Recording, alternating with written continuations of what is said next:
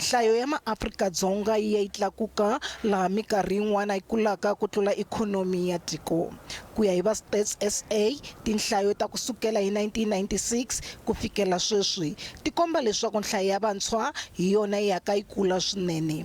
Yi ri tanihi leswi vanhu va fikelelaka mirhi yo hlayisa vutomi yo fana ni ti-ARV ku kota ku veleka swa antswa, nakona vanhu sweswi va hanya nkarhi wo leha. Xifundzankulu xa Gauteng lexi xi nga xona xi nga khoma ikhonomi ni sweswi xa ha rhange mahlweni nhlayo ya vanhu, ku landzela KwaZulu-Natal na Western Cape.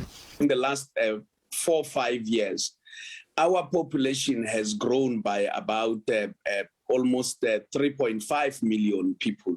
And I'm talking generally in the whole country, whereas our economy has been fluctuating and actually having been hit the most by COVID-19. Tinhlayo ti pfuna vateki va swiboho ni vaendli va milawu ku nyika vukorhokeri byo antswa eka vaaka-tiko.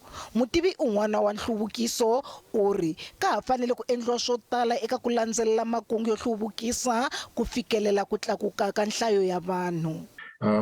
When former President Thabo Mbeki announced in 2007 that they knew that electricity growth was not mirroring population growth,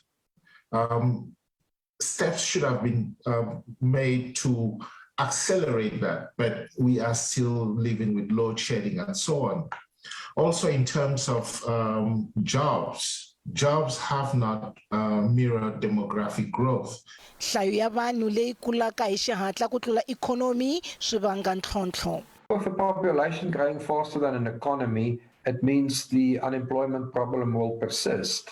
An economy must grow faster than the population to create jobs for the new entrants to the labor market, but also to make inroads in existing unemployment figures.